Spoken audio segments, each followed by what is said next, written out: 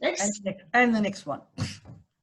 Okay, so when Sally asked me to speak to schools, it was because we've got a passion about setting students up on the right pathway before they come, and we want to prepare the schools so that students with disabilities are actually ready to come to TAFE.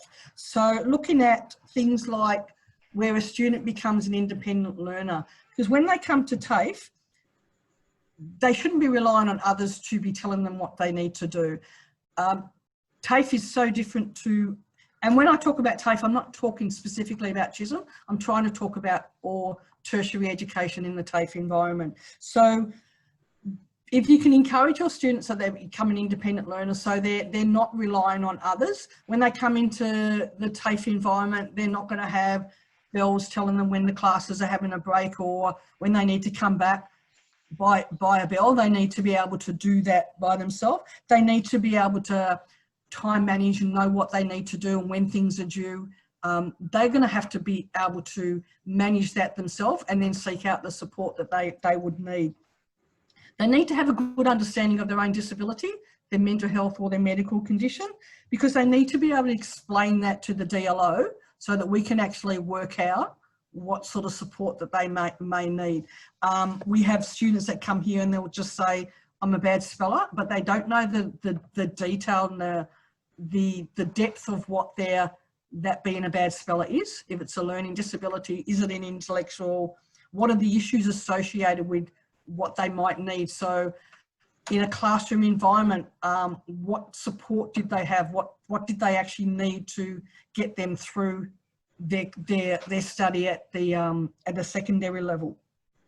When they come into TAFE, if they do not have VCE and if they do not have VCAL senior pass, they will be required to do what we call a LLN test or BKSB. Do not ask me what BKSB stands for, but it's a literacy and numeracy test.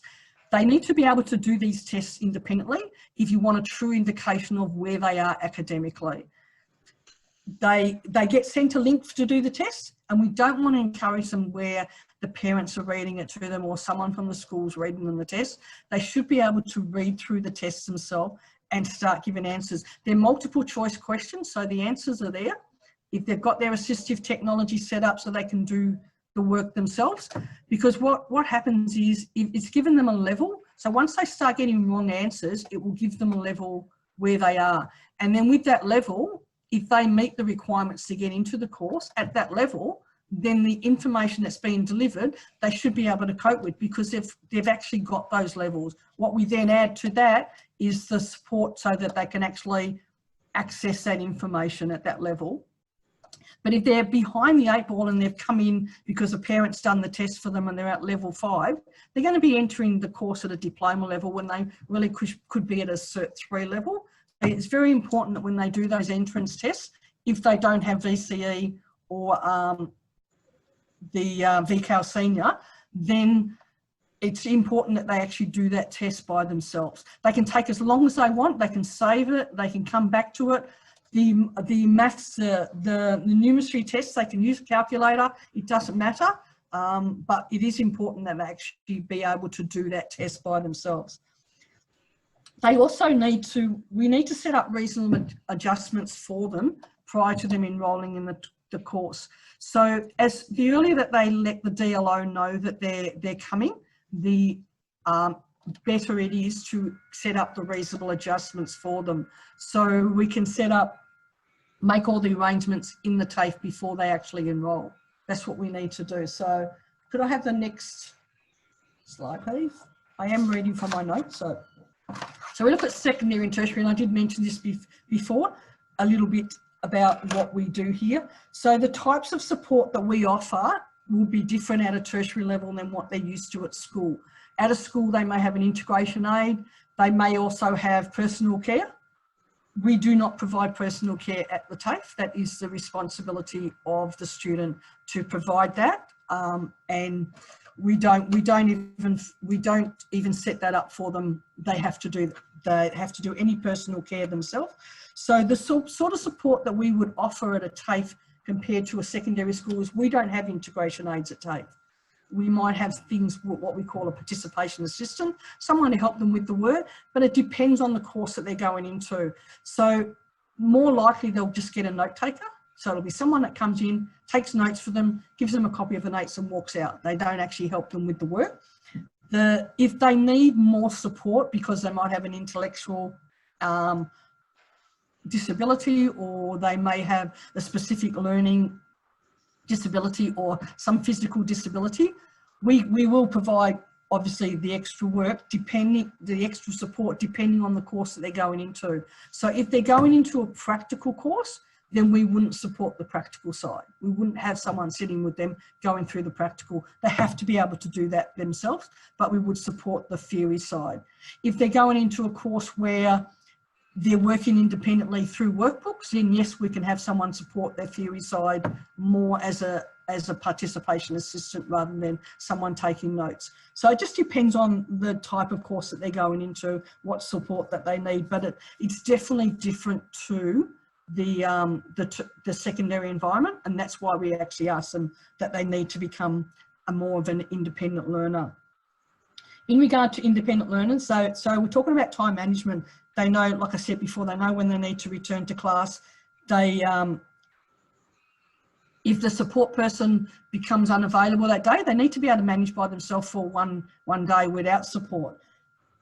And if they go on prac placement, this is a little issue that I'm talking to Sally about, they're likely not to have any support at all at prac placement. They're not going to have support in the practical sense at all.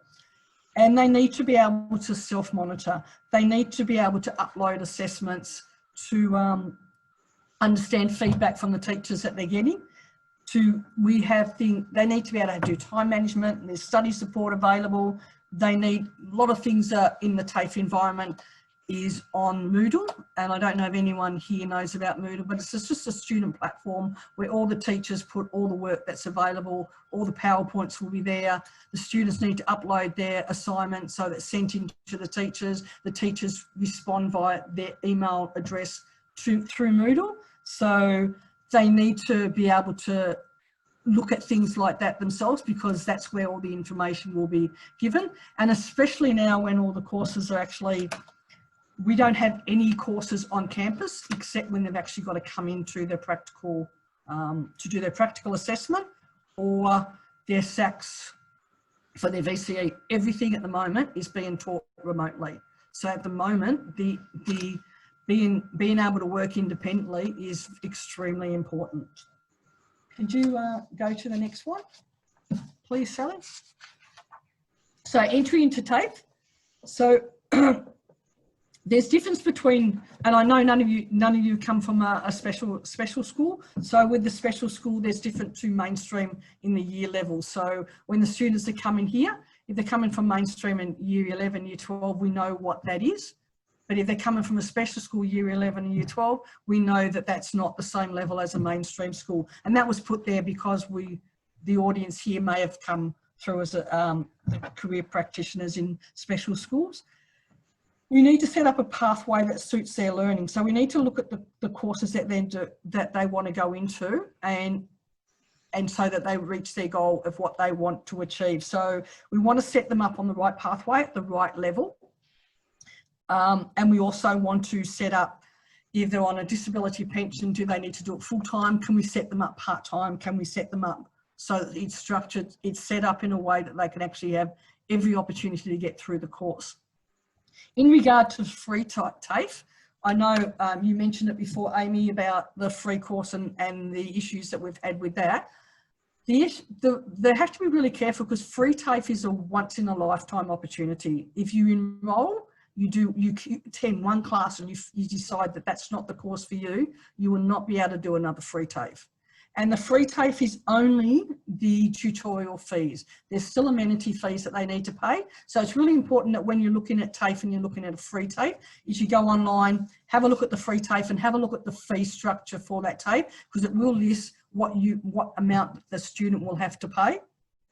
If they enroll in a free TAFE and they go in full time and they pull back to part time, but they withdraw, they change to part time within that census period, which is the first 28 days of the course, they will be able to withdraw from a couple of units and re-enroll in those units later on, and there shouldn't be any financial penalties, because if they do it, if they enroll in the course full time and then pull out of a couple of units, but they've already attempted those units, they will have to pay for those units again, and it may be at a full fee paying structure. So it's really important that you actually get the student in the right course at the right level, because it will make a whole lot of difference to them being able to access the free course.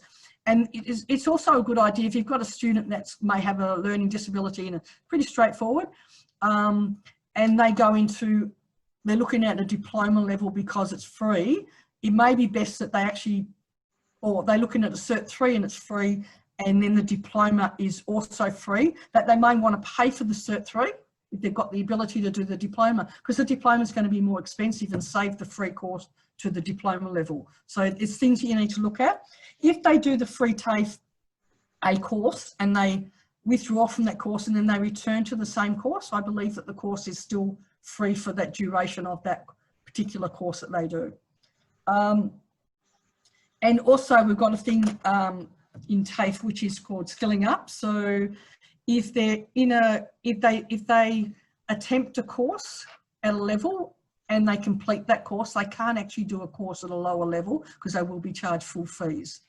So it's just really important that we actually enter the TAFE at the right level. And as career practitioners, I think giving them the right advice and getting them to get in contact with the right people at the TAFE is really important. So we actually set them up on a pathway that's not only correct, but it's actually not going to cost them a lot of money down the track. Next PowerPoint. So disclosing a disability is obviously the choice of the person with the disability, mental health or medical condition, but the benefits can be setting them up for success and setting up reasonable adjustment. They could disclose at any time, so they could disclose right at the start and not want support. So we can get everything ready, get all the medical, get all the paperwork that's needed for organising reasonable adjustments, but not actually doing anything until they decide that they want to have support. It doesn't mean that if they don't disclose at the beginning that they can't have support. It just means that they may disclose later on because they're struggling, and what you want to do is avoid all the struggling and set them up on a smooth pathway. So the earlier that they disclose, the better, but it is actually their choice whether they do that or not. And no one will be discriminated against if they disclose they've got a disability. It's all there. Teachers are wonderful at TAFE levels. They're all hands-on teachers, and they're there wanting to support their students as well. So next one, Sally. So the registration process, it's pretty similar at each TAFE, is that there will be some sort of form that they need to complete. At Chisholm, we have a, Sally, I'm not looking at the questions, I just saw the chats coming up, or hopefully you're managing. Oh, I haven't even seen the chats. It's all right, I'm watching it. There's a question, but I suggested we'll answer it at the end of we'll let you do your presentation and then I'll remind you to come back to that. All right, I just noticed the chats come up because I was wondering what was popping up on the screen all the time. So yeah, if you can manage the chats then someone, Sally? Yeah, I can't even see the chats from my end with this on, so. There's only 3 there, and we'll definitely answer all the questions at the end. So at our TAFE, we have a registration form and a consent form. So it's pretty straightforward information from our end. We're just asking their background, what their education levels are, what their disability is.